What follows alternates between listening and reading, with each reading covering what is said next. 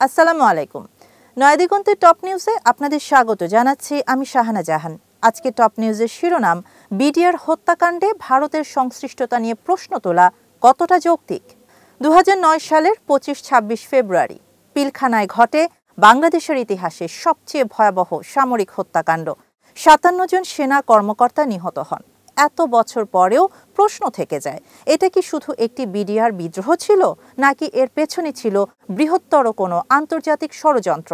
স্বাধীন জাতীয় তদন্ত কমিশনের সর্বশেষ প্রতিবেদনে উঠে এসেছে, এই হত্যাকাণ্ডে ভারতের সম্ভাব্য গভীর সংশ্লিষ্টতা নিয়ে প্রশ্ন তোলা পুরোপুরি যৌক্তিক ও তদন্তের দাবি রাখে। কমিশনের অনুসন্ধানে দেখা যায়, হত্যাকাণ্ডের আগে পরে একাধিক ঘটনায় ভারতের গোয়েন্দা সংস্থা ও সামরিক প্রস্তুতির ছায়া স্পষ্ট হয়ে ওঠে। 2008 সালে মেজর নাসির উদ্দিন জানান, তিনি একই ফ্লাইটে আওয়ামী লীগের শীর্ষ কয়েকজন নেতাকে দেখতে পান, যারা ভারত থেকে ফেরত আসছিলেন। অভিযোগ রয়েছে, তারা রয়ের সঙ্গে গোপন বৈঠক শেষ করেই দেশে ফিরছিলেন।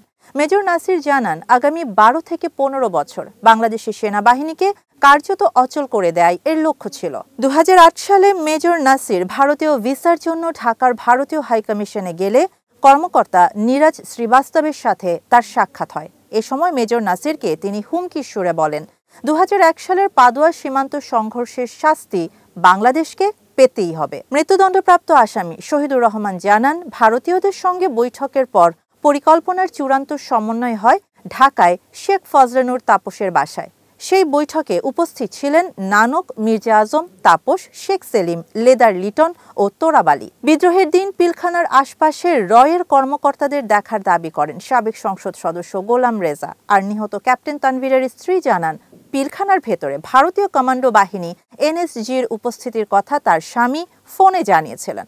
প্রত্যক্ষদর্শীরা বলেন, পিলখানার ভেতরে সশস্ত্র বহিরাগতরা ছিল, যারা হিন্দি, পশ্চিমবঙ্গীয় বাংলা আর অচেনা বিদেশি ভাষায় কথা বলছিলেন। উদ্ধার অভিযানে পাওয়া যায় বিদেশি সাবমেশিন গান, যার স্লিংয়ে লেখা ছিল ইংরেজি শব্দ টাইগার। এই সরঞ্জাম বাংলাদেশের বাহিনীতে ব্যবহার হয় না। রাতে পিলখানার গেট দিয়ে বের হতে দেখা যায় ইংরেজিতে কথা বলা মুখ ঢাকা বিদেশি সেনা ধাঁচের লোকজন বহনকারী মাইক্রোবাস। সিরিয়ার বিশ্লেষণে দেখা যায়, বিদ্রোহ সংশ্লিষ্ট তোরাবালির মোবাইলে ভারত ও সিঙ্গাপুরে নিয়মিত কল যেত। ইমিগ্রেশন তথ্যে পাওয়া যায়, বিদ্রোহের 3 দিনে 827 ভারতীয় ঢাকায় প্রবেশ করে, যাদের মধ্যে 65 জনের ফেরার কোনো রেকর্ড নেই। আবার 57 জন বের হয় প্রবেশের রেকর্ড ছাড়াই। বিদ্রোহ চলাকালেই সীমান্তে ভারতীয় সেনা সমাবেশ করে।